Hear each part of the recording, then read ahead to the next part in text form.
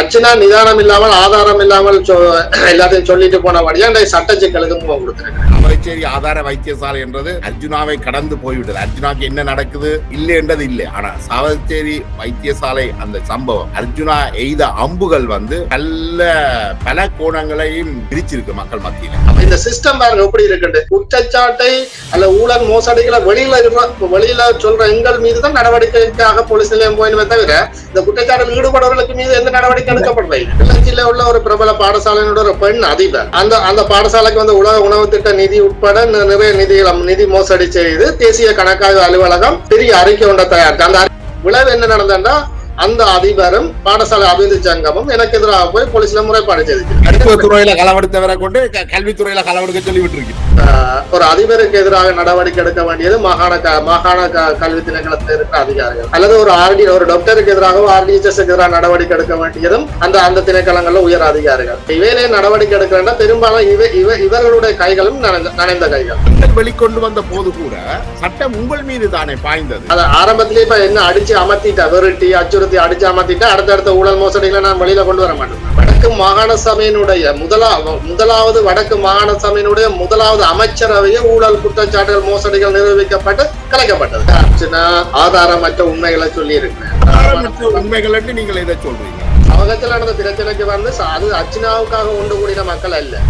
அவர்கள் ஒரு மேட்டுக்குடியில இருந்து வரையில அவர் ஒரு கிளிநொச்சி மாவட்டத்திலிருந்து வந்த மருத்துவ கிளிநொச்சி மண்ணினுடைய மகிந்தனாகத்தான் சொல்லப்படுறார். 2009ஆம் ஆண்டு முள்ளிவாய்க்கால் எல்லாம் நாங்கள் போய் கொண்டிருந்த போது அந்த நேரம் மக்களுக்கு இடையில கைவிட்டு ஓடினாக்கள் எல்லாம் சத்தியமூர்த்தியை விமர்சித்து கொண்டிருக்கிறேன். அவைகளுக்கெல்லாம் ஆனா சத்தியமூர்த்திக்கு அந்த வாய்ப்பு அவருக்கு அந்த வாய்ப்பு இருந்தா அவர் விட்டுட்டு போகாம அதுக்கு இருந்தவர். நினைக்கல 2009ஆம் ஆண்டு இந்த யூடியூபர்ஸ் அல்லது பேஸ்புக்காரருக்கு வயது இருக்குமோ தெரியாது. சில நேரம் அவர்களுக்கு வயது 5 வயது 6 வயது ஆயிடுது. வணக்கம் நேயர்களே, இன்று மற்றொரு கலந்துரையாடலில் சந்திக்கின்றோம். இன்று கலந்துரையாட இருப்பவர் கிளிநொச்சி மற்றும் தமிழ் வட மாகாணத்தில் நன்கு அறியப்பட்டவர், முக்கியமான ஊடகவியலாளர், குறிப்பாக சூழலியல் பாதுகாப்பு போன்ற விடயங்களில் பல்வேறு விஷயங்களையும் மக்கள் முன் கொண்டு வந்தவர். முதல் தடவையாக இன்று நாங்கள் கணந்து கொண்டிருக்கின்ற பிரச்சனையான அர்ஜுனா சாவச்சேரி ஆதார வைத்தியசாலை தொடர்பான விடயங்கள் தொடர்பாக சந்திக்க இருக்கின்றோம் ஒரு ஊடகவியலாளரை.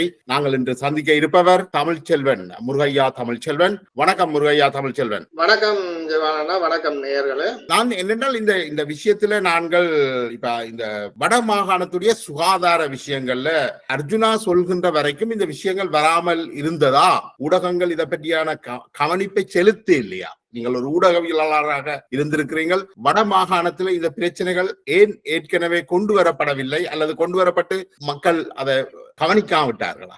இந்த அர்ச்சனா சொன்ன விடயங்களுக்கு வருவதற்கு முதல் இலங்கையை பொறுத்த வரையில இலங்கை சிஸ்டத்துல எல்லா துறைகள்லயும் ஏராளமான குறைபாடுகள் இருக்குது. அது சுகாதாரத்துறை மட்டுமில்ல, கல்வித்துறை, விவசாயம், நீர்ப்பாசனம், நிர்வாகம் என பல்வேறு துறைகள்லயும் குறைபாடுகள் இருக்குது.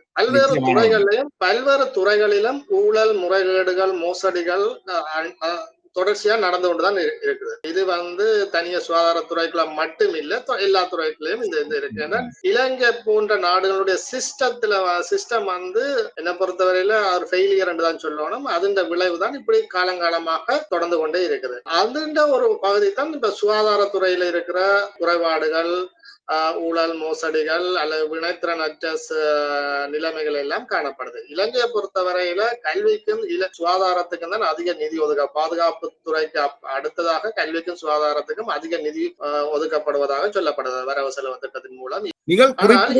நீங்கள் குறிப்பிடுறது வலு முக்கியமான விஷயம் என்னன்னா முக்கியம் தான். அது என்னென்றால் எல்லா துறைகளிலையும் இந்த ஊழல் இருக்குன்றது நிச்சயமான உண்மை. அது கிட்டத்தட்ட ஊழல் இல்லாத ஒரு துறை இலங்கையில இல்லை என்றுதான் நினைக்கிறேன். சில சமயம் அது தெற்காசியாவுக்கும் பொருத்தமாக இருக்கலாம். ஆனால் ஏனைய துறைகள்ல இருக்கிற விடயங்கள் ஒரு சில தடவைகள் முகம் காட்டி இருக்குது, பத்திரிகைகள்ல வெளிவந்திருக்கு. ஆனா இந்த சுகாதாரத்துறை சம்பந்தமான பட்ட விஷயங்கள் பெருமளவுல வெளிவாரையில் என்ற ஒரு குற்றச்சாட்டு இருக்குது. அதை என்னன்னு பாக்குறீங்க? இல்ல, அதுதான் நான் சொல்ல வரேன். என்னன்னா ஏனைய துறையில் நடக்கிற ஊழல், முறைகேடு, மோசடிகள் ஏன் இந்த சமூகத்துல இந்த அளவு பெரிய தாக்கத்தை ஏற்படுத்த சுகாதாரத்துறையின் ஊழல், மோசடிகள் அல்லது இந்த குறைபாடுகளின் இப்படி தாக்கத்தை ஏற்படுத்துன்னா சுகாதாரத்துறை உயிர்களோட தொடர்பு பட்டது. ஏனைய துறைகள் அப்படி இல்லை. இது உயிரோட தொடர்பு பட்டபடியா இந்த பிரச்சனை ஒரு பெரிய இஷ்யூ, ஒரு ஒரு ஒரு பூதாகரமாக மாறி இருக்குது. என்னை பொறுத்தவரையில நான் சொல்றேன், சுகாதாரத்துறையில ஊழல் மோசடிகள் கடந்த காலத்திலும் வெளிவந்திருக்கிறது. நான் என்னுடைய அனுபவத்துல சொல்றேன், கடந்த 2012க்கு பிறகு நான் பல ஊழல் மோசடிகளை ஆதாரங்களோட நான் வெளிப்படுத்தி இருக்கிறேன். 2015க்கு பிறகு தகவல் அறியும் உரிமை சட்டம் இலங்கையில நடைமுறைக்கு வந்த பிறகு அந்த தகவல் அறியும் உரிமை சட்டத்தை அடிப்படையாக வைத்து ஏராளமான பல ஊழல் முறைகேடுகளை நான் ஆவணங்கள் ரீதியாக வெளியிட்டிருக்கிறேன். தேசிய கணக்காய்வு அலுவலகம், மாகாண கணக்காய்வு திணைக்களம், அதன் பின்னர் ஆரம்ப புலன் விசாரணை குழுக்களுடைய அறிக்கைகள், இவற்றையெல்லாம் நான் கடந்த காலங்களில் நான் ஆவண ரீதியாக வெளியில விட்டிருக்கிறேன். ஆனாலும் அதற்கு இதுவரைக்கும் இந்த உரிய தரப்பினால இந்த நடவடிக்கை எடுக்கப்பட இல்லை. அப்ப சுகாதாரத்துறை இந்த குறைபாடுகள் அந்த மோசடிகள் கடந்த காலத்திலும் வெளிவந்திருக்கு. இந்த அர்ச்சனா சொன்ன இதே விஷயம் குறைபாடுகளை நான் 2 வருஷத்துக்கு முதல் என்னுடைய 2 கட்டுரைகள்ல நான் எழுதியிருக்கிறேன். அப்ப நாங்கள் அந்த கட்டுரைகள்ல கட்டுரைகளாக எழுதுகின்ற போது அது 10ஓடு 11ஆக கடந்து சென்று விடும். ஆனால் இதுதான் வந்து அர்ஜுனா சொல்றாரு என்னன்னா, நீங்கள் ஊடகவியலாளர்கள் எழுதியிருந்தால் மக்கள் அதை கவனிச்சிருக்க மாட்டார்கள். ஆனா ஒரு மருத்துவராக இருந்து நான் அந்த விஷயத்தை சொல்கின்ற போது அது கூடுதலாக கவனத்தில் எடுக்கப்படுகிறது. அது சரியா? அதான் உண்மை. என்னண்டா ஏராளமான இதுகள் வந்திருக்கு. நான் ஆவணமாக இந்த அர்ச்சனாண்ட இந்த விஷயத்துக்கு பிறகு திருப்பியும் நான் எழுதினேன். அது சில இணையதளங்கள் எல்லாம் தங்களது இணையதளங்களை பதிவேற்றி இருக்கிறேன். நான் எழுதினேன். என்னண்டா கடந்த காலங்கள்ல ஊழல் மோசடிகள் வந்து வெளிப்படுத்தப்படுகின்ற போது அதற்கு எதிராக உரிய நடவடிக்கைகள் எடுக்கப்பட்டிருந்தால் இன்றைக்கு இந்த சாவகச்சேரி போன்ற நிலைமைகள் வந்திருக்காது. ஒரு உதாரணமா சொல்றேன். கொரோனா நெருக்கடி வந்த போது கிளிநொச்சி கிருஷ்ணபுரத்துல உருவாக்கப்பட்ட வடமாகாண தொற்று நோய் மருத்துவமனையில ஏராளமான மோசடிகள் நடந்தது. அந்த மோசடி சம்பந்தமான ஆவணங்களை நான் வெளியிட்டேன். ஆவணம் மட்டும் இல்ல, ஆரம்ப புலன் விசாரணை கொண்ட அறிக்கை, அந்த மோசடியோட தொடர்புபட்டவர்கள் மீது தொடர்புபட்டவர்களுக்காக குற்றச்சாட்டு நிரூபிக்கப்பட்டு அவர்களுக்கு எதிராக தயாரிக்கப்பட்ட குற்றப்பத்திரம் உட்பட எல்லாத்தையும் நான் வெளியிட்ட பிறகும் இதுவரைக்கும் அவர்களுக்கு எந்த நடவடிக்கையும் எடுக்கல. அப்ப அதோட சம்பந்தப்பட்ட ஒரு கணக்காளர், அந்த நேரம் கிளிநொச்சி பிராந்திய சுகாதார சேவை பணிமனையில் அந்த கணக்காளர் இந்த கொரோனா ஹாஸ்பிட்டல் ஊழலோட சம்பந்தப்பட்டவர். அவர் இப்ப அதுக்கு பிறகு இடமாற்றம் பெற்று முல்லைத்தீவு வலய கல்வி முல்லைத்தீவில் ஒரு கல்வி திணைக்களத்தின் கணக்காளரா போயிட்டார். இங்கே அவர் செய்த ஊழல் மோசடிகளுக்கு எந்த நடவடிக்கை எடுக்கப்படல.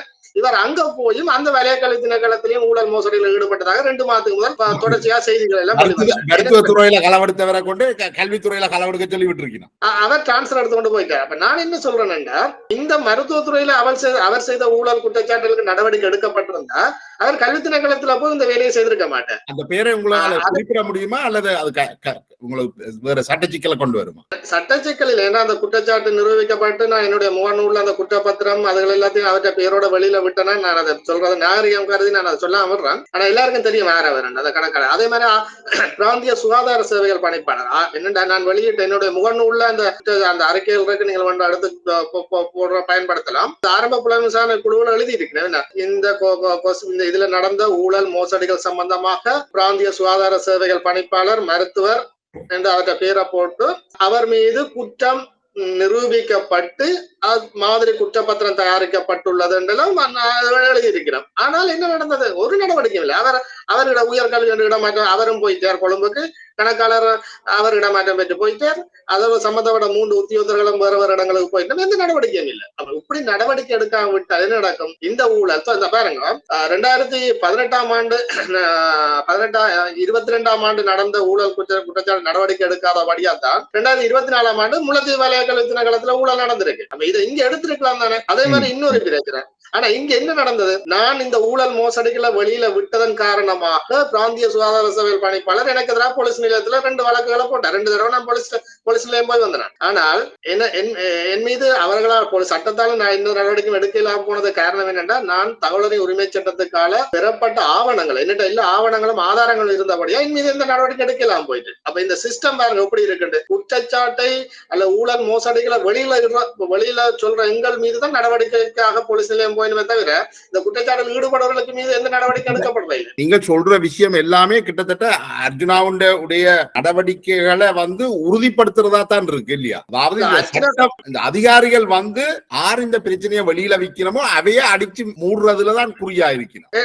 அதே மாதிரி எனக்கு இன்னொரு சம்பவம் நடந்தது. கிளிநொச்சியில உள்ள ஒரு பிரபல பாடசாலையோட ஒரு பெண் அதிபர் அந்த பாடசாலைக்கு வந்து உலக உணவு திட்ட நிதி உட்பட நிறைய நிதி மோசடி செய்து தேசிய கணக்காய்வு அலுவலகம் பெரிய அறிக்கை ஒன்றை தயாரிச்சு அந்த அறிக்கையை என்னுடைய முகநூல்ல நீங்கள் போய் பெற்றுக்கொள்ளலாம். அந்த அறிக்கை தயாரிக்கப்பட்டு நான் அந்த ஆவணத்தை அந்த கணக்கு ஆடிட் ரிப்போர்ட் எடுத்து தகவல் அறியும் உரிமை சட்டத்துக்கான அந்த ஆடிட் ரிப்போர்ட் எடுத்து அதை நான் வெளியில விட்டுறேன். விளைவு என்ன நடந்தா அந்த அதிபரும் பாடசாலை அபிவிருத்தி சங்கமும் எனக்கு எதிராக போய் போலீஸ்ல முறைப்பாடு செய்திருக்கிறார். போலீஸ் என்ன கூப்பிட்டு நீண்ட நேர விசாரணை பிறகு நான் என்னட்ட கையில ஆவணம் இருந்தது. ஆவணத்தை தூக்கி நான் அவைகளுக்கு முன்னால போட என் மீது எந்த நடவடிக்கை எடுக்கலாம் போயிட்டு. அப்ப இங்க என்ன நடக்குதுண்டா, ஊழல் மோசடிகளை வெளியில விடுற ஆக்கள் மீது தான் அச்சுறுத்தல்களும் நெருக்கடிகளும் வருதே தவிர அதை செய்தவர்கள் மீது எந்த நடவடிக்கை. இப்ப அந்த அதிபர் ஓய்வு பெற்று போயிட்டான், அவன் மீது எந்த நடவடிக்கை எடுக்கல. அப்ப இவர் இவ்வளவு நிரூபிக்கப்பட்ட பிறகு அந்த அதிபர் மீது எந்த நடவடிக்கை எடுக்கப்படவில்லைண்டா, நாளைக்கு இதை முன்னுதாரணம் வச்சுக்கொண்டு ஏனைய அதிபர்கள், ஏனைய அதிகாரிகள், ஏனைய உத்தியோகத்தர்களும் இதே வேலையை தானே செய்ய போயினா. என்ன பண்றது, தென்னிலங்கையில சில விடயங்களுக்கு அவ்வப்போது நடவடிக்கை எடுக்கப்படும். இது வடக்குல தான் இந்த நடவடிக்கை எதுவுமே வடக்குல நடவடிக்கை எடுக்கப்படுறதே இல்லை நீங்க நினைக்கிறீங்க? நீங்கள் குறிப்பிட்ட குற்றச்சாட்டுகள் பகுதி பாராளுமன்ற உறுப்பினர்களுக்கு தெரியப்படுத்தப்பட்டதா? ஊடகங்கள்ல வருது, சமூக வலைத்தளங்கள்ல வருது, எனக்கு எதிராக போலீஸ்ல முறைப்பாடு செய்யப்பட்ட பிறகு அது செய்தியா வருது, எல்லாமே வெளிப்படையானது தானே. அப்ப இதுல அவைகளுக்கு போய் சொல்லணும். எனக்கு தெரியல, வடமாகாணத்துல இருக்கிற எத்தனை பாராளுமன்ற உறுப்பினர்களுக்கு பத்திரிகை வாசிக்கிற பழக்கம் அல்லது செய்தி பார்க்கிற பழக்கம் யாராவது சொல்லுவார்கள் என்று நான் நினைக்கிறேன். ஒரு கொசிட் செய்தியாக சொல்லப்பட்டால் பார்ப்பார்களை ஒழிய அப்படி ஒரு பழக்கம் இருக்கா எங்கட பாராளுமன்ற உறுப்பினர்கள்கிட்ட? மக்களின் குறைகளை கேட்டறிகிற பழக்கங்கள், வாசிப்பு பழக்கம் இருக்காண்டு நான் அதை சொல்ல முடியாது. நான் அவையோட யாரோடைய நெருங்கி பழகையில எனக்கு அது தெரியாது. ஆனால் ஒன்று சொல்றேன், ஏன் இந்த வடக்கு மாகாணத்துல மட்டும் இந்த நிலைமை என்று பாக்குறீங்கண்டா, வடக்கு பெரும்பாலும் ஒரு அதிபருக்கு எதிராக நடவடிக்கை எடுக்க வேண்டியது மாகாண கல்வி திணைக்களத்தில் இருக்கிற அதிகாரிகள், அல்லது ஒரு டாக்டருக்கு எதிராக RDHS எதிராக நடவடிக்கை எடுக்க வேண்டியதும் அந்த திணைக்களங்கள்ல உயர் அதிகாரிகள். இவையிலே நடவடிக்கை எடுக்கிறா பெரும்பாலும் இவர்களுடைய கைகளும் நனைந்த கைகள். அவரும் அங்க அப்படித்தான் இருக்கிறார். அப்ப இவரும் எடுக்க இவருக்கு எதிராக அவர் என்ன நடவடிக்கை எடுக்க முடியும்? அப்ப உந்த பிரச்சனை உங்களை இன்னொன்று சொல்றான், வடக்கு மாகாண சபையினுடைய முதலாவது வடக்கு மாகாண சபையினுடைய முதலாவது அமைச்சரவையே ஊழல் குற்றச்சாட்டுகள் மோசடிகள் நிரூபிக்கப்பட்டு கலைக்கப்பட்டது. அதுல டெனிஸ்வரன் மட்டும்தான் நான் ஊழல் செய்யலன்னு வழக்கு கோர்ட்ஸ்ல போய் அதை தவிர மற்றாக்கள் எல்லாம் போயில. ஏன்னா ஊழல் குற்றச்சாட்டு நிரூபிக்கப்பட்ட அமைச்சரவை, முதலாவது அமைச்சரவை. அது அப்ப கல்வி அமைச்சர் முதலாவது வடக்கு மாநில முதலாவது கல்வி அமைச்சர் ஊழல் என்றால் அவர் என்ன கீழே உள்ள அதிபர் மீது நடவடிக்கை எடுப்பார். அதே மாதிரி குறிப்பிட்ட ஐங்கரநேசனுடைய அந்த சுற்றுலா திட்டத்துக்கு வீணாக செலவு செய்யப்பட்ட நிதி சம்பந்தமாக நீங்கள் அந்த நேரம் ஒரு முக்கியமான அறிக்கையோட வெளியிட்டு இருந்தீங்கன்னு நினைக்கிறேன். அதுக்கும் பரபரப்பாக பேசப்பட்ட ஒரு சம்பவம். அதாவது மாகாண சபை, வட மாகாண சபை எவ்வளவு மோசமாக தங்களுக்கு வந்த வளங்களை துஷ்பிரயோகம் செய்தனர் என்றதை நீங்கள் காட்டியிருந்தீர்கள். இந்த விடயத்துல தான் என்ன பிரச்சனை தெரியும். வவுனியால கடந்த 2-3 வருஷத்துக்கு முதல் ஆசிரியரோட சம்பள அரியஸ் எல்லாம் சேர்த்து மில்லியன் கணக்காக ஒருவர் மோசடி செய்தார். எந்த நடவடிக்கை எடுக்கப்படையில. சுகாதாரத்துறையில சுட்டிக்காட்டப்பட்ட இந்த மோசடிகளுக்கு எந்த நடவடிக்கை எடுக்கப்படையில. இப்படி ஒவ்வொரு துறைகளும் அவ்வப்போது நடக்கிற மோசடிகள் சுட்டிக்காட்டப்பட்டு இந்த நடவடிக்கை எடுக்கப்படையில. அப்ப நடவடிக்கை எடுக்கப்படாத விளைவுதான் வினைத்திறனற்ற சேவைகள் வழங்கப்படுது. என்னண்டா சாவகாச்சரி அர்ச்சனா சொன்ன விஷயத்துக்கு இப்ப வர அர்ச்சனா சொன்ன விஷயம் அதுக்கு முதல்ல தமிழ் இப்ப நீங்கள் நடவடிக்கை எடுக்கப்படையில்லை என்றது அது மாகாண சபையின். அப்ப நீங்க உங்களோட கருத்தாக்கத்தின் படி இப்ப கல்வி, சுகாதாரம் போன்ற விஷயங்கள் நிறைய டிவோல்வ் பண்ணப்பட்டிருக்கு மாகாண சபை. இதை சீரமைக்கிற அதிகாரம் மாகாண சபையிட்ட இருக்கு. அப்படி இருந்து நீங்கள் சீராக்கப்படையில்லை. அப்படியா? அதிகாரம் உங்களுக்கு வழங்கணும். நீங்கள் உங்களுக்கு விரும்பின ஒரு அதிபரை விரும்பின ஒரு பள்ளிக்கூடத்துக்கு போடணும்னா இருக்கிற அதிபரை எந்த இதுவும் இல்லாம தூக்கி போட்டு ஒரு அதிபரை கொண்டு அந்த இடத்துக்கு போடுறீங்க. அல்ல ஒரு கல்வி பணிப்பாளரை மாத்தணும்டா நீங்கள் உங்களுக்கு தேவையான ஆளாண்டா உடனே மாத்துறீங்களா? அதுக்கெல்லாம் அதிகாரத்தை பயன்படுத்துறீங்க தான். அதே மாதிரி அர்ஜுனா வேண்டாம்னா அடிச்சு கலக்கிறதுக்கும் உங்கள்ட்ட அதிகாரம் இருக்குது. நீங்கள் அதை செய்திருக்கிறீங்க.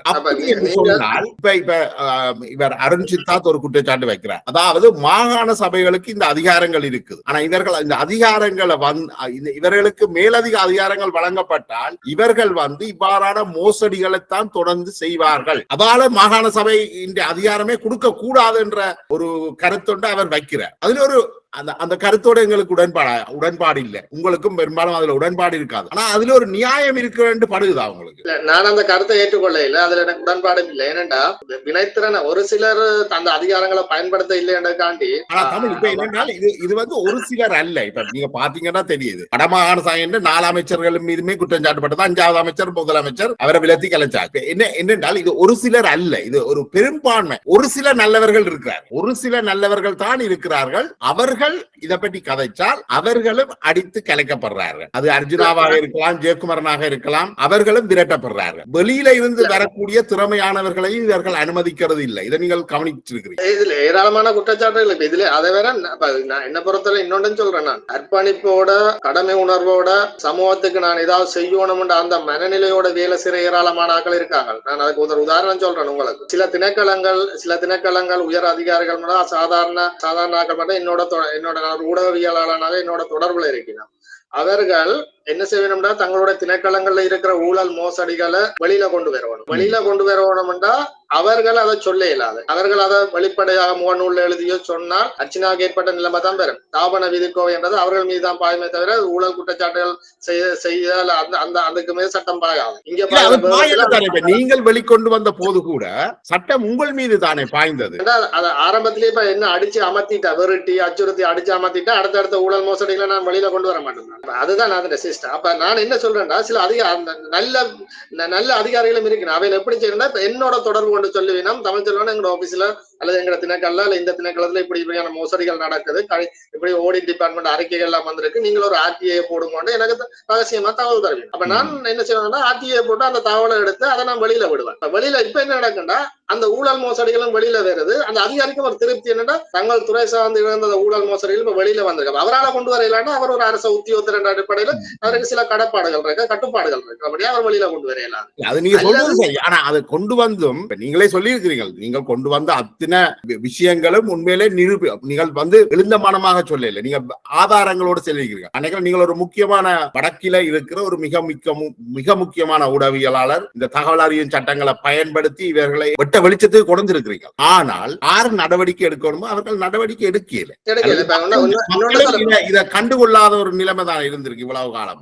அதான் மக்களுக்கும் என்னடா மக்களையும் குற்றம் சொல்ல முடியாது. அவர்களுக்கு ஏராளமான பிரச்சனை. மக்கள் தினமும் தங்களோட வாழ்வாரத்துக்கு போராடுறதா இல்லது இப்படியான இதுகளை கண்டுகொள்றதா இல்ல சமூகத்துக்காக போராடுறான்ற ஒரு பிரச்சனை இருக்கு அவைகளுக்கு. இந்த நிலைமை அப்படித்தான் இருக்குது. அப்ப இங்க என்ன பொறுத்தல இன்னொரு நீதிமன்றத்தையே ஏமாத்தி போட்டு இருக்கிற ஆட்களும் இருக்கு. நம்ம கிளிநொச்சியில பாத்தீங்கன்னா கரைச்சி பிரதேச சபை என்ற ஒரு கரைச்சி பிரதேச சபை இருக்குது. அது கடந்த காலத்துல அரசியல் தலைமைகள் அதிகாரத்துல இருந்த போது கிளர்ச்சி நகரத்துல மிக பெருமதியான இடத்துல அரசியல்காரன் நலன்களுக்காக வியாபார நிலையங்கள் வழங்கப்பட்டது. அந்த வியாபார நிலையங்களை வழங்கப்பட்ட போது சபையில் ஏற்பட்ட சர்ச்சை காரணமாக அது செயலாளர்னால கிளர்ச்சி நீதிமன்றத்துல வழக்கு போட்டது. அப்புறம் வழக்கு போட்டுட்டு அப்புறம் செயலாளரை திருப்பி நீதிமன்றத்துக்கு கடிதம் எழுதுற 1987 ஆண்டு திரியாமிலக்க உள்ளூராட்சி சபை கட்டளை சட்டத்தின்படி இந்த கடை சட்டவிரோத கடையில நாங்களே அகற்றோம், எனவே வழக்கு நாங்கள் விட்ரோ பண்றோம் சொல்லி கடிதமெல்லாம் எழுதி போட்டு வழக்க விட்ரோ பண்ணிட்டாங்க. ஆனா இன்று வரைக்கும் அந்த கடைகள் அகற்றப்படையில. அப்புறம் நான் போன மாதம் இது தொடர்பாக ஒரு கரைச்சி பிரதேச சபைக்கு தகவலறியும் சட்டத்தெல்லாம் விண்ணப்பம் செய்து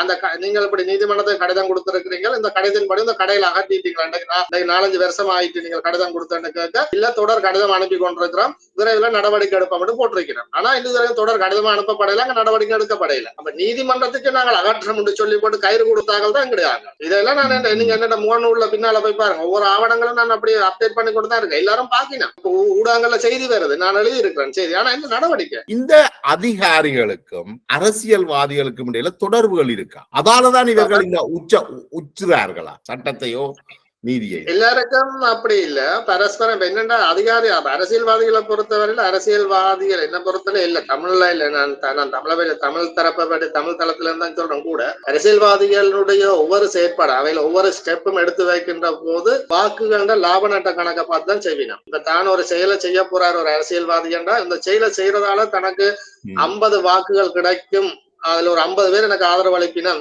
ஆனால் இது செய்யறதால எனக்கு 100 பேர் எதிராக அனுப்பினம்டா அது நல்ல செயலா இருந்தாலும் நீதியான செயலா இருந்தாலும் அவர் அந்த அதுக்கு போக மாட்டேன். ஏன்னா அவருக்கு 100 வாக்குகள் அங்க லோஸ்ட் ஆகுது. அப்ப இதுல எந்த அரசியல்வாதிகள் வாக்குகள லாப நட்ட கணக்கு அடிப்படையா வச்சுதான் எல்லா செயற்பாடையும் முன்னெடுக்கும். அது நல்லதா இருந்தா கெட்டதா இருந்தா ஒரு கெட்ட விஷயம் செய்ய கூட ஒரு சமூகத்துக்கு பாதகமான விஷயத்தை செய்ய சென்ற போது கூட அதால தனக்கு ஏராளமான ஆதரவு கிடைக்கும் வேண்டாம். இன்னொரு சமூகத்துக்கு இன்னொரு தரப்பு பாதிக்கப்படும், இன்னொரு தரப்பு தனக்கு ஏராளமான ஆட்களை அதுக்கு ஆதரவா இருக்கணும்னா அவர் அதெல்லாம் பார்க்க மாட்டார். அவருக்கு வாக்கு தான் முக்கியம். அடுத்த முறை சமூகம் எதிர்க்கிற பிரச்சனைகள் அல்லது சமூகத்தை பாதிக்கிற பிரச்சனைகள் எப்படி அவர்களுக்கு ஒரு வாக்க சேர்க்குது என்று எனக்கு அது புரியல. அது சமூகத்தை பாதிக்கிற ஒரு விஷயம் என்னென்று அவர்களுக்கு வாக்கு பக்கம் ரெண்டு தரப்பட்டு வச்சுக்கொள்ளுங்களேன். ஒரு தரப்புக்கு ஏதாவது செய்கின்ற போது இன்னொரு அதுல ஒரு ரெண்டு தரப்பு சம்பந்தப்பட்ட பிரச்சனையில ஒரு அரசியல்வாதி தலையிடுகின்ற போது எந்த தரப்புல வாக்கு அதிகமா இருக்குன்னு பார்ப்பான். அந்த தரப்பு சிலர் பிழையாக இருந்தாலும் அவர் அந்த பக்கம் தான் நிற்பார். இதுதான் பிரச்சனை.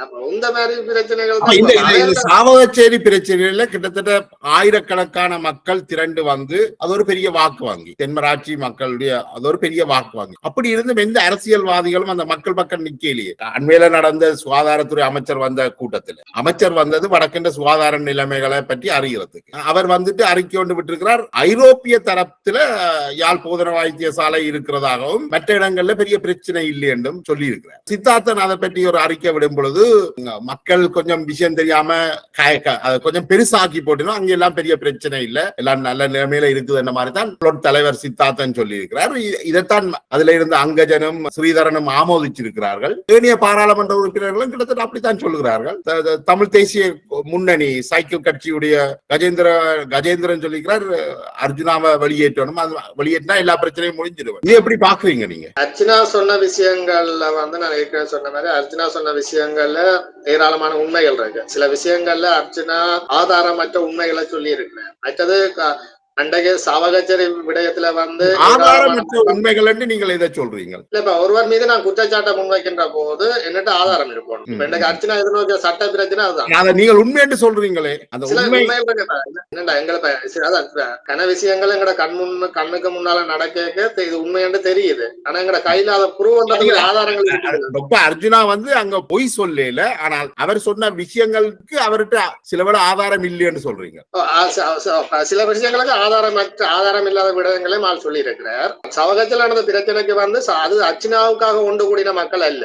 அது சாவகச்சேரி வைத்தியசாலையில இருந்த குறைபாடுகளும் அதனால் பாதிக்கப்பட்ட மக்கள் பாதிக்கப்பட்டு கொண்டிருக்க அந்த மக்கள் சார்பாக ஒரு ஆள் அந்த துறைக்குள்ள இருந்து விட்டு ஒரு ஆள் குரல் கொடுக்க வரைக்கும் அந்த பொதுநிலை மக்கள் ஒன்று கூடினது. என்னன்னா கிளிநொச்சியில வெண்ணேரி குளத்திலேயே பொன்னவில் போன்ற ஹாஸ்பிட்டல்கள்ல சில குறைபாடுகள் இல்லாம அடிப்படை வசதியிலாம இப்படியான பாதிப்புகள் மக்களுக்கு வருகின்ற போது மக்கள்கிட்ட அந்த கொதிப்பு அந்த கொதிநீர் அல்லது அந்த இப்படியான இதுகள் வராது. ஏனென்றா மக்களுக்கும் தெரியும் இந்த ஹாஸ்பிட்டல்ல இவ்வளவு வசதி தான் இருக்கு, இது ஒரு அடிப்படையான ஒரு இதுதான் இருக்கு அப்படின்னா மேலதுக்கு நாங்கள் இப்படித்தான் செய்யணும். ஆனால் சாவகச்சேரி வைத்தியசாலையை பொறுத்தவரையில அது இல்ல. சாவகச்சேரி வைத்தியசாலை எல்லாம் இருந்து கொண்டும் ஏன் நாங்கள் பாதிக்கப்படணும் மிக முக்கியமான ஒரு விஷயத்தை நீங்க இதை சுட்டி காட்டியிருக்கிறீர்கள்.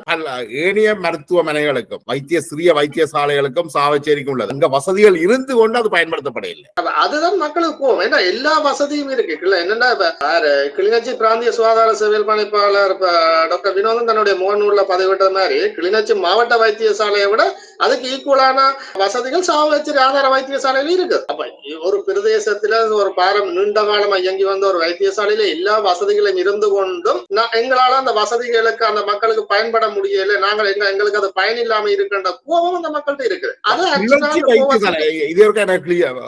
தெளிவுபடுத்துங்க. கிளிநொச்சியில உள்ள அரச மருத்துவமனையில உள்ள வசதிகளிலும் பார்க்க அதிகமான வசதிகள் ஆளணிகள் சாவகச்சேரி மருத்துவமனையில இருக்கு. அப்படியா? அப்படி அந்த ஆகல அப்படி இப்ப இப்ப உள்ள கிளிநொச்சி வைத்தியசாலையோட வசதிகள் ஏராளமா முன்னேற்றம். அதோட இது ஒரு மாவட்ட வைத்தியசாலை இப்ப இது ஏராளமா முன்னேற்றத்தில் இருக்கு. ஆனாலும் சாவகச்சேரி வைத்தியசாலையையும் ஒரு போதனா வைத்தியசாலையாக மாற்றுறதுக்கான நடவடிக்கை தான் எடுக்கப்பட்டது. அங்க அவ்வளவு முதலீடுகள் கொண்டு வரப்பட்டது. ஆனா எல்லாம் வசதி வாய்ப்புகள் ஒரு பேஸ் ஹாஸ்பிட்டலுக்குரிய வசதி ஒரு பேஸ் ஹாஸ்பிட்டலை விட கூடவான வசதி வாய்ப்புகள் தான் நாங்க நாட்டினுடைய வன்னியில உள்ள ஒரு ஆதார வைத்தியசாலையை விட ஏராளமான வசதி வாய்ப்புகள் சாவகச்சேரி வைத்தியசாலையில இருக்குது. அதாவது கிளிநொச்சி மன்னார் வவுனியா மாவட்ட வைத்தியசாலையை விடுங்க. வவுனியால உள்ள ஒரு பேஸ் ஹாஸ்பிட்டலை விட அதுல இருக்கிற வசதி வாய்ப்புகளை விட சாவகச்சேரியில ஏராளமான வசதி வாய்ப்புகள் இருக்கு. கிளிநொச்சி மன்னார் முல்லைத்தீவு போன்ற அந்த மாவட்ட வைத்தியசாலைகளுக்கு அளவான வசதிகள் அல்லது அதற்கு மேல சாவகச்சேரியில இருக்கு. அளவான அப்படி சொல்லலாம்னு தான் நினைக்கிறேன். ஏன்னா டாக்டர் வினோதன் அப்படித்தான் அதை சொல்லி இருந்தார் அந்த பதிவுல. அங்க உள்ள வசதி எல்லாம் அங்க இருக்கின்ற மாதிரி தான் அவர் பதிவிட்டு. அப்ப அது ஒரு மிக மோசமான இந்த மருத்துவர்களுடைய அல்லது இந்த அதிகாரிகளுடைய மாஃபியாக்களுடைய செயல்ன்றது மிக மோசமானதா தான் கருதப்படும். என்னன்னா மருத்துவத்துறையிலேயும் வந்து இப்ப நாங்கள் பொத்தாம்பதுவா எல்லாரையும் குற்றம் சாட்ட முடியாது. ஏனென்றா இல்ல, எல்லா நிச்சயமா துறைகளிலும் அது எல்லாரும் ஏற்றுக்கொள்ளுவார்கள். இந்த எல்லா துறை மருத்துவத்துறையிலையும் தங்களை முழுமையாக அர்ப்பணித்து சேவையாற்றுகின்ற பலர் இருக்கின்றார்கள். ஆனால் அவர்கள் வந்து மௌனமாகத்தான் இருக்க நிர்பந்திக்கப்பட்டிருக்கிறார். மற்ற அது ஒன்று இருக்குது. மற்றது இந்த இப்படியான ஒரு 100 ஒரு 5% 10% ஆட்கள் செய்யற இந்த இவ்வாறான நடவடிக்கை வந்து ஒட்டுமொத்த அந்த துறையும் இப்ப பாதிக்கப்பட்டிருக்கு. உண்மையா இது இந்த சாவகச்சேரியும் அதன் பின்னரான விளைவுகள் நடவடிக்கை எல்லாம் அர்ப்பணிப்போட வேலை செய்யற ஆட்களே மன உளைச்சலுக்கு ஆளாக்கி இருக்குது. இது ஒரு கவலைக்குரிய விஷயம். நிச்சயமான உண்மை. அடுத்த அதுல குறிப்பாக நாங்கள் ஒன்று சொல்லணும் என்றால், கடந்த யுத்த காலத்தின் போது தன்னுடைய உயிரையும் அர்ப்பணித்து பணியாற்றியவர் டாக்டர் சத்தியமூர்த்தி. அவர் யாழ்ப்பாண மருத்துவமனையை பொறுப்பெடுக்கின்ற பொழுது இந்த நிலையிலும் பார்க்க இன்றைக்கு அந்த மருத்துவமனை மிக மிக வெற்றிகரமாக முன்னேற்றப்பட்டிருக்கு என்றதையும் நாங்கள் ஏற்றுக்கொள்ளணும். ஆனால் அண்மையில இந்த கேபிட்டல் தொலைக்காட்சியுடைய நேர்காணலை தொடர்ந்து அவர் மீது ஒரு அபாண்டமான குற்றச்சாட்டு ஒன்று வைக்கப்பட்டிருந்தது. ஆனால் அந்த குற்றச்சாட்டு தெளிவுபடுத்தப்பட்ட பிறகு ஊடகங்கள் வந்து அதே செய்தியை இன்றைக்கும் பரப்பிக் கொண்டிருக்கின்றன.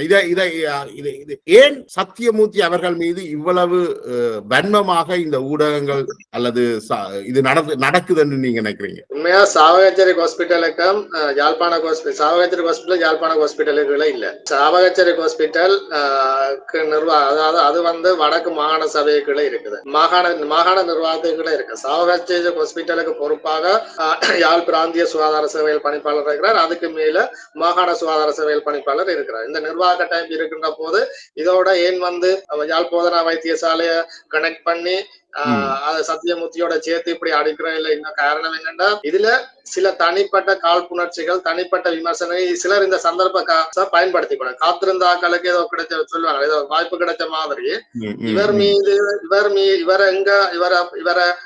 இவரை டேமேஜ் பண்ணலாம், இவரை எப்படி இவருடைய பேரை கெடுக்கலாம், அல்ல இவரை சமூகத்துல எப்படி ஒரு குற்றவாளி ஆக்கலாம் பார்த்து கொண்டிருந்தார்கள். இந்த சந்தர்ப்பத்தை பயன்படுத்தி தொடர்ச்சி அவர் மீது அவதூறு செய்ய வலிக்கிறார். அவர் மீதான தனிப்பட்ட சிலருடைய காழ்ப்புணர்வால நடக்குதுன்னு நினைக்கிறீங்களா, அல்லது திட்டமிட்டு சில ஊடகங்கள் அரசியல் செயற்பாட்டாளர்கள் முன்னெடுக்கிறார்கள் என்று பார்க்கிறேன்? இல்ல, சில திட்டமிட்ட சில ஊடகங்களும் எதிர்காலத்துல தாங்கள் அரசியலுக்கு வரணும் என்ற அபிலாசையில உள்ள ஆட்களும் இதன் பின்னணியில இருக்கிறது தெளிவாக தெரியுது. கேபிட்டல் டிவி வந்து அதுதான் இதை ஆரம்பிச்சு வச்சதுன்னு நினைக்கிறேன். கேபிட்டல் டிவி நிகழ்ச்சி தொகுப்பாளர் அப்படி செய்திருக்கல. ஒரு அதிகாரிய ஒரு ஆளை முன்னால வச்சுக்கொண்டு எடுத்தடுப்புல சாதாரண நேர் ஒரு ஆளு கோல் பண்ற மாதிரி கோல் பண்ணி கேட்கிற எல்லாம் அது முறை இல்லை. அது ஊடக அது நிச்சயமான உண்மை. அதாவது அர்ஜுனாவுடைய அந்த நேர்காணல்ல வந்து சத்தியமூர்த்தி அவர்களுக்கு தொலைபேசியில் அழைத்து அவர்கள் சத்தியமூர்த்திட்ட ஒரு விண்ணப்பத்தை விட்டிருந்து அதை முறைப்படி செய்திருக்கணுமே ஒழிய இந்த பிராங்கோல் என்ற ஒரு பகுதி விதமான நிகழ்ச்சிகள் சிலவள நடத்தப்படுறது போல நீங்கள் அப்படி ஒரு செய்யறதா அது முறையற்ற. நீங்கள் சொல்ற நிச்சயமான அதோட நானும் உடன்படுறேன். அப்படி ஒரு அதிகாரியை வந்து நீங்கள் உங்களுக்கு ப்ராப்பர் இன்டர்வியூ வேணும்னா நீங்கள் அவர்கிட்ட விண்ணப்பிச்சு டைமை செட் பண்ணி தான் அதை செய்யணும். அது சும்மா ஒரு போன் கால் அடிச்சு செய்யறதுல.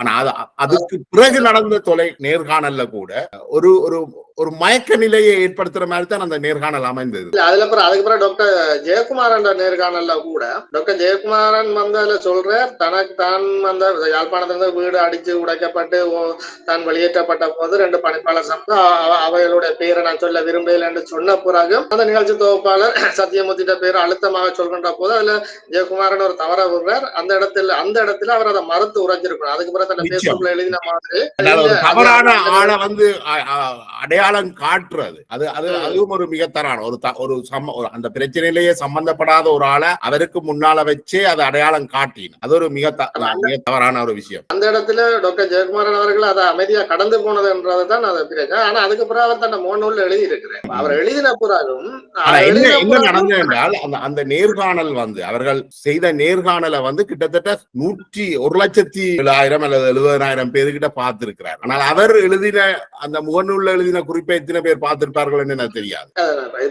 மற்றது ஒரு பிராக்டிக்கலா ஊடகங்கள் ஒன்றை விளங்கிக் கொள்ளணும். ஒன்று எல்லாருக்கும் எல்லா நாலேஜும் இருக்க மாட்டா இல்ல, அல்ல எல்லாருக்கும் எல்லா அந்த அந்தந்த பௌதிக ரீதியான தொடர்புகள் இருக்க வேண்டும் இல்லை. ஆனா அதை தகவலை உறுதிப்படுத்தணும். இப்ப சத்தியமா டாக்டர் ஜெயக்குமாரனுக்கு யாழ்ப்பாணத்தை விட்டு போனது 2013ஆம் ஆண்டு, அவருடைய வீடு தாக்கப்பட்டது 2012ஆம் ஆண்டு ஜூன் மாதம் 13ஆம் தேதி. அவர் யாழ்ப்பாணத்தை விட்டு போனது 2013ஆம் ஆண்டு. சத்தியமூர்த்தி டாக்டர் யாழ்ப்பாணம் டைரக்டரா புறப்பட்டது 2015ஆம் ஆண்டு அக்டோபர் மாதம். முதுகல் எல்லாம் வச்சுக்கொண்டு சும்மா திட்டமிட்டு தானே ஒரு ஆள் மீது அவதூறு செய்யணும். என்னென்றால் அந்த கேபிட்டல் டிவி அதுல ஒரு பாரிய தவறு விட்டுட்டு என்றால், இந்த டாக்டர் சத்தியமூர்த்தி அவர்கள் மே மாதம் அனுப்பின கடிதத்துக்கும் அன்றைக்கு நடந்த சம்பவத்துக்கும் எந்த சம்பந்தமே இல்லை. ஆனால் அந்த தொலைக்காட்சி அந்த நிகழ்ச்சியில வந்து இந்த கிளாரிட்டியை கொண்டு வரவே இல்லை. ரெண்டையும் இணைச்சுதான் அந்த அது நகர்த்தப்பட்டிருந்தது அந்த நேர்காணல்.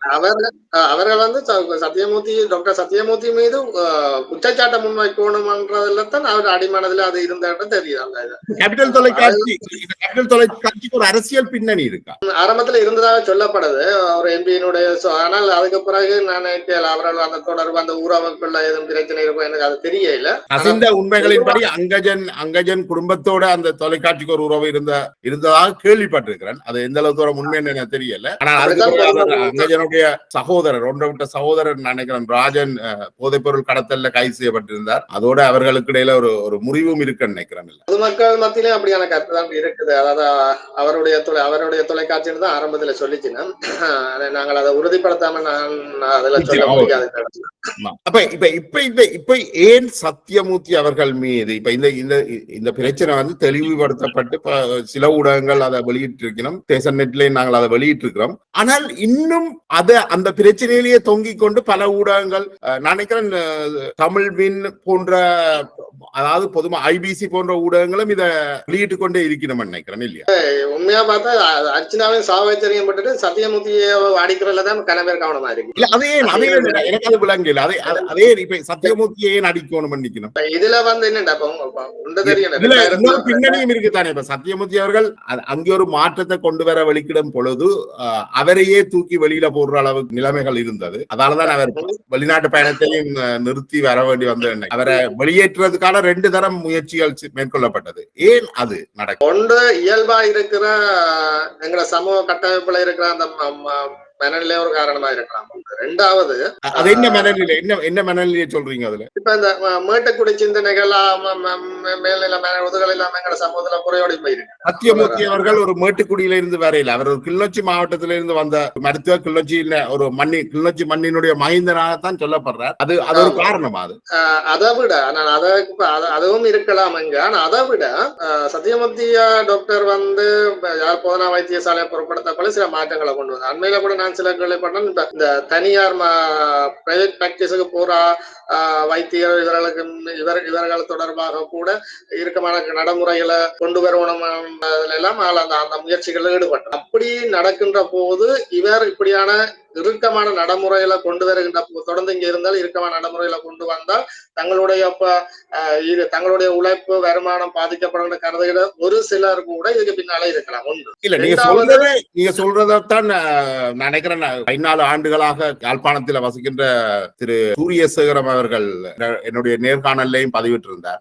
அவர் ஒரு பொறியியலாளர், லண்டனில் உள்ளூராட்சி மன்றத்தில் பணியாற்றியவர். இப்ப தற்போது 14 ஆண்டுகளாக யாழ்ப்பாணத்தில் இருக்கிறார். இந்த அரசியல் மற்றும் சமூக அதிகாரிகள் மட்டத்தில் நன்கு அறியப்பட்டவர். அவரும் நீங்கள் சொல்ற அந்த விஷயத்தை தான் என்னட்ட உறுதிப்படுத்துறேன்னா இந்த மாற்றங்களை விரும்பாதவர்கள் அவருக்கு எதிராக செய்கிறார்கள். இந்த எதிர்ப்புக்கு அவருடைய சமூக பின்னணி ஏதாவது காரணம் இருக்கா? இல்ல இதான் பிரச்சனை. எல்லா இடம் ஏன் அர்ச்சனாவுக்கு அந்த எதிர்ப்பு வந்தா உதாரண பேசிக் அடிப்படை காரணம் அது மாதிரி தான். ஆனா இன்னொன்று இதுல ஒன்றை பார்த்து கொள்ளணும்.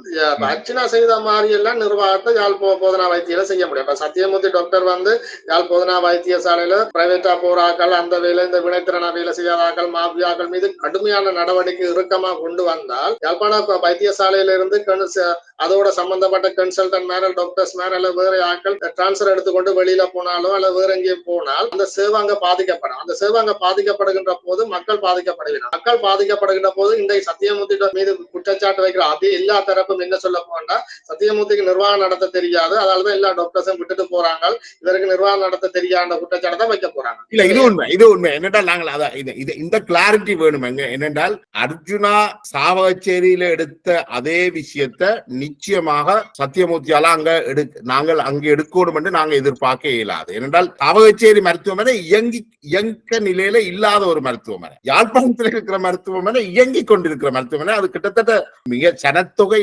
நெருக்கம் கூடின யாழ்ப்பாணத்துல இவர்கள் ஸ்ட்ரைக் பண்ணி இருந்தால் இந்த மாஃபியாக்களால கண்ட்ரோல் பண்ணப்படுகின்ற மருத்துவ மாஃபியாவாக கருதப்படுகின்ற DMOA யாழ்ப்பாணத்திலேயே எப்படி சாவகச்சேரியில மக்களுக்கு எதிராக மக்களுடைய உயிரை புறக்கணித்து அவர்கள் செத்தாலும் பரவாயில்லை என்று போராட்டத்தை நடத்திச்சிடமோ அதே போல யாழ்ப்பாணத்துல நடத்தி இருந்தால் நான் நினைக்கிறேன் அங்க நடந்திருக்கக்கூடிய உயிரிழப்புகள் மிக மிக அதிகமாக இருக்கு. அது மிக மோசமான பின்விளைவுகளை விளைத்திருக்கும். டாக்டர் சத்தியமூர்த்திக்கு அந்த முடிவை எடுத்திருக்க இயலாது. நீங்க சொல்றது 100% சரி என்று தான் நான் நினைக்கிறேன். அதுக்கப்புறம் பாதிக்கப்பட போறது மக்கள் தான். அப்ப மக்கள் பாதிக்கப்படாத வகையில தான் நிர்வாகத்துல இருக்கிற நிர்வாகத்துல இருக்கிற ஒரு ஆள் மக்களும் பாதிக்கப்படாத வகையில தான் சில நடவடிக்கைகள் அது எடுத்தேன் கவுத்தேன் பாணியில செய்ய முடியாது. அர்ஜுனா எடுத்த நடவடிக்கையில நான் பெருசா முரண்படையில. என்ன சாவச்சேரியில அங்க இவர்கள் எதுவுமே சாவச்சேரி ஹாஸ்பிட்டல்ல அப்படியே தம்பிக்க வைக்கிறதா அவர்கள் நோக்கமா இருந்தது கடந்த காலங்களில். சாவகச்சேரி அர்ச்சனா நடவடிக்கை காரணமா சாவகச்சேரி ஹாஸ்பிட்டல் செயல் இழந்தாலும் அதால பெரிய பாதிப்புகள் வராது உடனடியா. ஏனென்றா உடனடியாக அங்க யாழ்ப்பாணத்துக்கு கொண்டு போயிடலாம். ஆனா யாழ்ப்பாண ஹாஸ்பிட்டல் ஒரு மணத்தியாலம் இயங்க விட்டாலே அங்க ஏராளமான உயிர்கள் போயிடும். அந்த நிலைமையை நாங்கள் புரிஞ்சு கொள்ளணும். சத்தியமூர்த்தி அவர்களுக்கு எதிராக இந்த வைக்கிற குற்றச்சாட்டுகளுக்கு காரணம் மக்கள் அதை எதிர்பார்க்கணும். அல்லது இது சம்பந்தமாக கவனித்துக் கொண்டிருக்கிற ஊடகங்களோ அல்லது இந்த யூடியூப்பாளர்களோ இதை தவறாக இவரை ஏன் அவருக்கு உதவி செய்யல என்று அப்படி நீங்கள் பாக்குறீங்களா? அப்ப அந்த மனநிலையம் இருக்கு. அந்த ஒரு நிலையம் என்னடா இப்ப பாத்தீங்கன்னா இந்த குற்றச்சாட்டுல முன்வைக்கிற அதிகமான ஆட்கள் யூடியூபர்ஸும் பேஸ்புக்காரர் தான் அதிக குற்றச்சாட்டு. இந்த பேஸ்புக் யூடியூப் வச்சிருக்க ஆட்கள் எல்லாம் என்ன பொறுத்த நான் சில பேரை பார்த்திருக்கிறேன். நினைக்கல 2009ஆம் ஆண்டு இந்த கன யூடியூபர்ஸ் அல்லது பேஸ்புக்காரருக்கு எத்தனை வயது இருக்குமோ தெரியாது. சில நேரம் அவர்களுக்கு வயது 5 வயது 6 வயது 2009 சொல்றீங்களா? 2009 நீங்க சொல்றது சரியா? அப்ப இந்த வயதுல இருந்தாக்கள் தான் இப்ப கணவர் யூடியூபர்ஸையும் பேஸ்புக்கையும் வச்சுக்கொண்டு சத்தியமூர்த்தி டாக்டருக்கு எதிராக அவதூறு செய்யணும். ஆனால் இவர்களுக்கெல்லாம் 2009 நடந்தது சத்தியமூர்த்தியின் அர்ப்பணிப்பான மகத்தான சேவைகள் அது எங்களால் பார்த்த எங்களுக்கு தான் தெரியும். 2009ஆம் ஆண்டு முள்ளிவாய்க்கால் எல்லாம் நாங்கள் போய் கொண்டிருந்த போது அந்த நேரம் மக்களுக்கு இடையில கைவிட்டு ஓடினாக்கள் எல்லாம் சத்தியமூர்த்தியை விமர்சித்து கொண்டிருக்கிறது அவைகளுக்கெல்லாம். ஆனா சத்தியமூர்த்திக்கு அந்த வாய்ப்பு அவருக்கு அந்த வாய்ப்பு இருந்தா அவர் விட்டுட்டு போகாம அதுக்கு இருந்தவர். அப்ப ஒருவேளை கடந்த காலம் சில பேர் சொல்லினோம் அது விடுதலை புலிகள் இருக்கும் வரைக்கும் இருந்த சத்தியமூர்த்தி வேற இப்ப இருக்கிற சத்தியமூர்த்தி வேற என்று. அப்படி இல்ல, அப்படி சொல்லி அப்படின்னா எல்லாரும் அப்படித்தான் இருக்கணும்.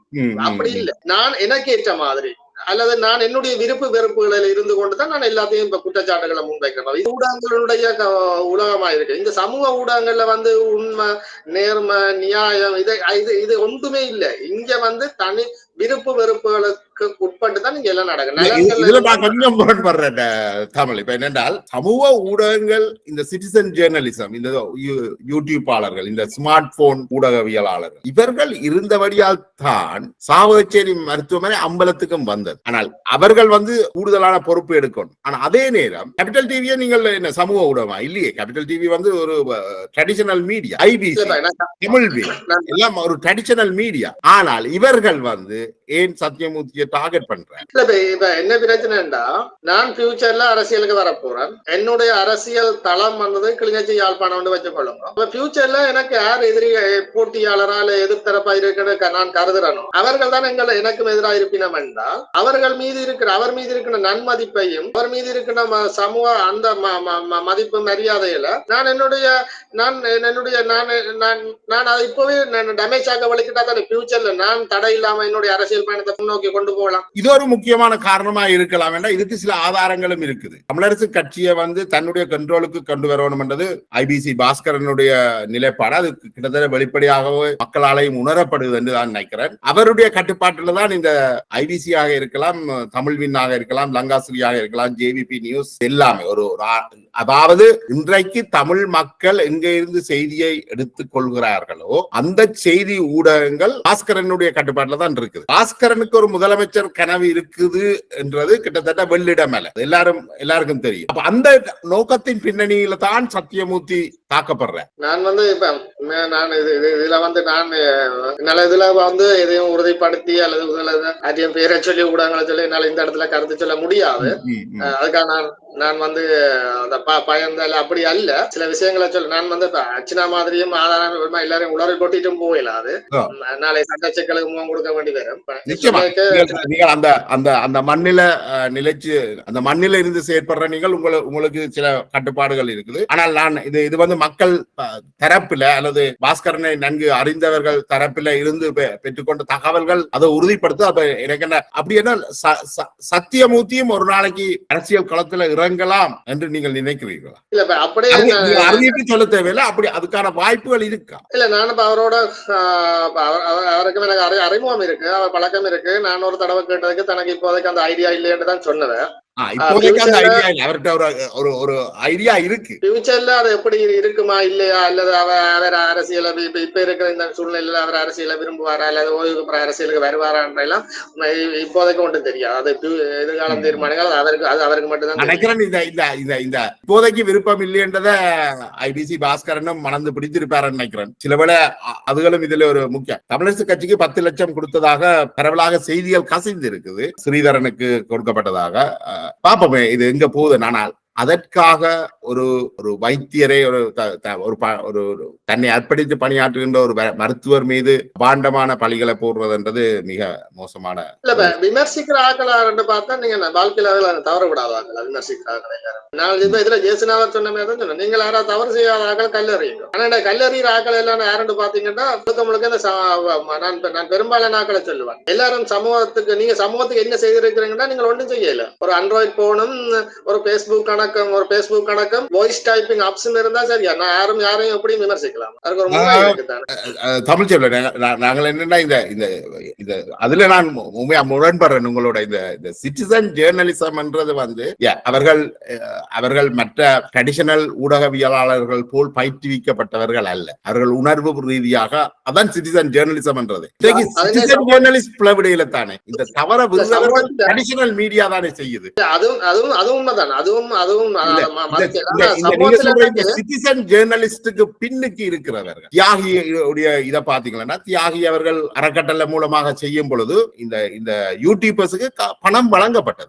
அவர் வழங்கப்பட்டு அவர் அதை ஊக்குவிச்சார். அதே போல ஐபிசியும் சில யூடியூபர்ஸ் ஆளர்களை வச்சிருக்கிறார்கள் தங்களுடைய. அவர்கள் இன்றைக்கு வட மாகாணத்தினுடைய தகவல் பரிமாற்றத்தை, அதாவது செய்தி பரிமாற்றத்தை கட்டுப்பாட்டுல வச்சு ஒரு காலத்துல உதயன் வச்சிருந்தது, இப்ப உதயன் அடிபட்டு போச்சு. இப்ப ஐபிசி பாஸ்கரன் தான் அந்த செய்தியை கண்ட்ரோல் பண்றாரு. மக்களுக்கு எது போகணும் மக்களுக்கு எது போகக்கூடாதுன்ற கண்ட்ரோலை ஐபிசி பாஸ்கரன் தான் வச்சிருக்கிறார் வடக்குல. வேற எந்த ஊடகத்துக்கும் அவ்வளவு பலம் இல்லைன்னு தான் நான் நினைக்கிறேன். நீங்கள் இதை ஏற்றுக்கொள்ளணும் அல்லது மறுக்கணும் அவசியம் இல்லை. இது என்னுடைய விரும்பியோ விரும்பாமலோ சமூக வலைத்தளங்கள் இன்றைக்கு எங்கட வாழ்க்கையில அரசியல்ல தவிர்க்க முடியாத ஒரு விஷயம். அவர்கள் சமூக வலைத்தளங்கள்ல உள்ள மிகப்பெரிய நன்மை என்னென்றால் இது ஒவ்வொரு தனி மனிதனும் நடத்துறார்கள். அவர்கள் நீங்கள் குறிப்பிட்டது போல அந்த எழுந்தமானமாக சில விஷயங்களை செய்ய, அதே நேரம் அவர்களால தான் இன்றைக்கு பல்வேறு விஷயங்கள் வெளியில வந்து கொண்டிருக்கு. பலரும் பயப்படுறார்கள். விரும்பியோ விரும்பாமலோ இன்றைக்கு பிரைவேட் கிளினிக்கு பகல்ல டாக்டர்கள் போறது கிட்டத்தட்ட நிறுத்தப்பட்டிருக்குது என்ற அளவுக்கு இருக்கு. என்னன்னா இந்த சமூக போராளிகளால இதை என்னன்னு பாக்குறீங்க நீங்க? நன்மையும் இருக்கு தீமையும் இருக்குது. ஆனால் நாங்கள் சில பேர் இதுல எல்லாரும் நாங்கள் சொல்ல ஒரு விஷயத்தை கையாள நிதானமா இருக்கணும்ன்றதான் மிக முக்கியம். நிதானமா அது உண்மைதான். அதை நான் 100% ஏற்றுக்கொள்றேன். என்றால் பிரித்தானியாவில ஒரு சாமி, போலி சாமி, கள்ளச்சாமி, முரளி கிருஷ்ணன் என்று அவரை நாங்கள் லைக்கா சாமி என்று கூட விமர்சித்திருந்தாங்க. அவர் சிறு பிள்ளைகளை பாலியல் துஷ்பிரயோகம் செய்து ஜெயில போட்டிருக்கிறார். அவர் பிணையில தான் வெளிவந்திருக்கிறார். இப்ப அவருடைய வழக்கு நடந்து கொண்டிருக்குது. ஆனால் இலங்கையில இருக்கிற வடக்குல இருக்கிற ஒரு யூடியூப்பாளர் அவர் சமூகத்துக்கு உதவி செய்வதாகவும் அவருடைய என்ன சொல்றது அவருடைய திறமைகளை கட்டித்தனங்களை பரப்புவதாகவும் இருக்கிறார். இப்படியான விஷயங்கள் நடக்குதுதான் இல்ல. ஆனா இந்த உண்மையிலேயே இந்த சமூக வலைத்தளங்கள் இந்த விஷயங்கள்ல மிக பொறுப்போட நடந்து கொண்டிருக்கணும். அதாவது இந்த சமூக வலைத்தளங்களை நடத்துறவர்கள், இந்த யூடியூப்பாளர்கள், ஸ்மார்ட் போன் போராளிகள், முகநூல் போராளிகள் யாராக இருந்தாலும் ஒரு தகவலை பரிமாறுகின்ற போது அதன் உண்மைத்தன்மையை உறுதிப்படுத்துறதுக்கு முயற்சி செய்யணும். அப்படி ஒரு தவறு ஏற்பட்டு இருந்தால் அந்த தவறை திருத்திக் கொள்ளவும் தயங்கக்கூடாது. நல்ல உதாரணம் அர்ச்சனா விடயம் ரெண்டு விடயத்துக்கு நல்ல உதாரணமா இருக்கு. ஒன்று, உள்ளுக்க இருந்து கொண்டு சில ஊழல் மோசடிகளை வெளியில கொண்டு வந்து துணிஞ்சு வெளியில எல்லாத்தையும் சொன்னபடியா அது ஒரு பொதுநிலையை ஏற்படுத்தி இருக்கு, மக்கள் மத்தியில ஒரு பிரச்சனையை கொண்டு வந்திருக்கு. ரெண்டாவது பாத்தீங்கன்னா அர்ச்சனா நிதானம் இல்லாமல் ஆதாரம் இல்லாமல் எல்லாத்தையும் சொல்லிட்டு போனபடியா சட்ட சிக்கலுக்கு முகம் கொடுத்திருக்கு. இதுல ரெண்டு விஷயம் நடந்திருக்கு. இப்ப இன்றைக்கு அர்ச்சனாவுக்கு பின்னால இருந்து அர்ச்சனாவை தூக்கி கொண்டாடி டைம் டு டைம் அப்டேட் பண்ணின ஒருவரையும் காணையில் அர்ச்சனா தான் சட்ட சிக்கலை முகம் கொடுத்திருக்கு. அது உண்மைதான். நான் என்னென்றால் நாங்கள் இந்த சாவகச்சேரி ஆதார வைத்தியசாலை என்றது அர்ஜுனாவை கடந்து போய்விட்டது. அர்ஜுனாக்கு என்ன நடக்குது இல்லை என்றது இல்லை. ஆனா சாவகச்சேரி வைத்தியசாலை அந்த சம்பவம் அர்ஜுனா எய்த அம்புகள் பல கோணங்களையும் பிரிச்சிருக்கு மக்கள் மத்தியில. பல ஒரு விழிப்புணர்வை ஏற்படுத்தி இருக்குது. அது சாவகச்சேரியில மட்டுமில்லை, இப்ப பல இடங்கள்ல ஒரு அலர்ட், அதாவது ஒரு அலர்ட்டான நிலைமையை கொண்டு வந்திருக்குது எல்லா இடங்கள்லயும். ஆனாலும் மாற்றங்கள் என்றது என்னன்னா அர்ச்சனா மாதிரியும் மாற்றங்களை கொண்டு வர முடியாது. அந்த அப்படியான வழிமுறையும் அல்ல. சிலர்கள் நீங்க சொன்ன வெளிப்படுத்தத்தான் வேணும். சிலர்களை வெளியில கொண்டு வரதன் மூலம் தான் மாற்றங்களை கொண்டு வரலாம். அதே நேரம் எல்லாரும் இது உண்மையா வந்தா சிஸ்டத்துல மாற்றம் வரும். அதுதான் பொலிசி வயசா சிஸ்டத்துல மாற்றம் வந்தாதான் இதுல திருத்தலாம். மற்றபடி ஒரு அர்ச்சனாவோ அல்லது ஒரு சத்தியமூர்த்தியோ அல்லது ஒரு தமிழ் செல்வனோ அல்ல ஒரு ஜெயபாலனோ இல்ல யாராலும் அப்படி ஒன்றும் செய்ய முடியாது. அது நிச்சயமான உண்மை. அது ஒரு அரசியல் மாற்றம் ஒன்று எங்களுக்கு தேவை. நினைக்கிறேன் இந்த மாற்றத்தை எப்படி கொண்டு வரலாம் என்றது பற்றி நாங்க இன்னொரு நிகழ்ச்சியில கலந்துரையாடுவோம். நீண்ட நேர்காணலை தந்ததுக்கு இந்த நேரம் நீங்கள் தூங்குகின்ற நேரம் நினைக்கிறேன் நாங்கள் இதுவரைக்கும் எடுத்த நேர்காணல்ல ஒரு வித்தியாசமான பார்வை ஒன்று வந்திருக்குன்னு நினைக்கிறேன். இந்த நேர்காணல்ல பல்வேறு விஷயங்களை அலசி இருக்கிறோம். நாங்கள் தொடர்ந்து பேசுவோம் தமிழ். வரும் காலங்களில் ஏற்படக்கூடிய பிரச்சனைகளையும் நீங்கள் எங்களுடைய தளத்துல கலந்துரையாடணும் என்று கேட்டுக்கொண்டு உங்களோட நேரத்துக்கு நன்றி தெரிவித்து விடைபெறுகிறோம். நன்றி.